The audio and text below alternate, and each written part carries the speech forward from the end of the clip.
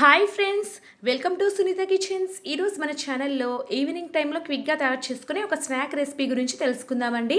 అదేంటంటే క్రంచీగా ఎంతో టేస్టీగా ఉండే రిబ్బన్ పకోడీ. చాలా అంటే చాలా టేస్టీగా ఉంటుందండి. మనం కొన్ని టిప్స్ పాటించినట్లయితే స్వీట్ షాప్ స్టైల్ రిబ్బన్ పకోడీని ఇంట్లో కూడా చాలా సులువుగా తయారు చేసుకోవచ్చు. ఇప్పుడైతే తయారీ విధానాన్ని చూసేద్దాము. ముందుగా ఒక మిక్సీ జార్ తీసుకొని ఇందులోకి 1 కప్పు దాకా పుట్నాలు వేసుకోవాలి. ఈ పుట్నాలు వచ్చేసి 100 గ్రాముల దాకా ఉన్నాయి. ఇప్పుడు ఈ పుట్నాలని మనం మిక్సీని ఆపి వేసుకోవాలన్నమాట. మెత్తగా గ్రైండ్ చేసుకోవాలండి, ఎక్కడ కూడా ఉండలు ఉండకూడదు. ఇప్పుడు ఒక పెద్ద బౌల్ తీసుకొని అందులోకి స్ట్రైనర్ పెట్టుకొని అందులో మనం గ్రైండ్ చేసి పెట్టుకున్నటువంటి పుట్నాల పొడి వేసుకొని ఇప్పుడు ఈ పుట్నాల పొడిని మెత్తగా జల్లించుకోవాలండి, ఎక్కడ కూడా ఉండలు ఉండకూడదు. ఇలాగ జల్లించుకున్న తర్వాత ఇదే స్ట్రైనర్లోకి 1 కప్పు దాకా బియ్యపిండి, 1 కప్పు దాకా శనగపిండి వేసుకోవాలి. ఈ రిబ్బన్ పకోడీ బాగా పర్ఫెక్ట్గా క్రంచీగా రావాలంటే బియ్యపిండి కంపల్సరీగా యాడ్ చేయాలండి. ఇక్కడ నేను ఒకే కప్పుతో వేస్తున్నాను పుట్నాలు, బియ్యపిండి, శనగపిండి అన్నీ కూడా. మీరు కూడా ఒకే కప్పు కానీ గ్లాస్ కానీ తీసుకోండి, మెజర్మెంట్ కోసం పర్ఫెక్ట్గా వస్తుందండి రెసిపీ అనేది. ఇప్పుడు బియ్యపిండి, శనగపిండిని కూడా ఇలాగ మెత్తగా జల్లించుకున్నాం కదా. ఇప్పుడైతే ఇందులోకి మిగతా ఇంగ్రీడియంట్స్ యాడ్ చేసుకుందాము.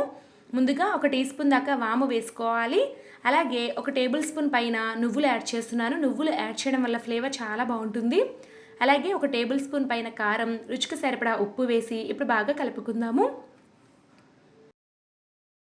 ఇలా బాగా కలుపుకున్న తర్వాత ఇందులోకి బాగా వేడి చేసి పెట్టుకున్నటువంటి వెన్న కానీ, నెయ్యి కానీ లేదా ఆయిల్ కానీ వేసుకోవాలండి. మీకు ఏది వీలైతే అది వేసుకోండి. బాగా వేడి చేసింది వేసుకోండి, బాగా క్రంచీగా వస్తుంది రిబ్బన్ పకోడీ అనేది.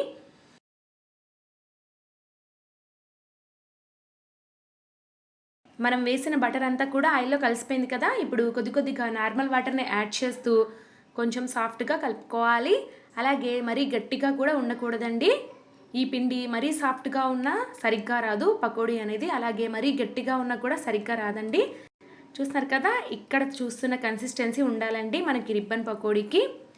ఇలా కలుపుకున్న పిండిని పక్కన పెట్టుకొని ఇప్పుడైతే మనం జంతికల గొట్టం తీసుకుందాము. అందులోకి రిబ్బన్ పకోడీకి వేసే ఒక ప్లేట్ ఉంటుందండి, ఇలాగా మధ్యలో పొడవుగా ఉండేది. ఇది పెట్టుకొని అమర్చుకోండి. ఇప్పుడు ఈ గొట్టంలోకి కొద్దిగా ఆయిల్ అనేది అప్లై చేసుకోండి. పిండి అనేది ఈజీగా వచ్చేస్తుంది మనం ఒత్తుకునేటప్పుడు. ఇప్పుడు ఇందులోకి మనం తయారు చేసి పెట్టుకున్న ఈ రిబ్బన్ పకోడీ మిశ్రమాన్ని కొద్దిగా పెట్టుకొని ఇప్పుడు మనం దీనిపైన భాగాన్ని కూడా బిగించుకుందాము. ఇప్పుడైతే వేడి నూనెలో మనం రిబ్బన్ పకోడీ వత్తుకుందామండి. ఆయిల్ బాగా వేడెక్కింది చూడండి. ఇప్పుడు పకోడీని వేసుకుందాము ఇందులోకి.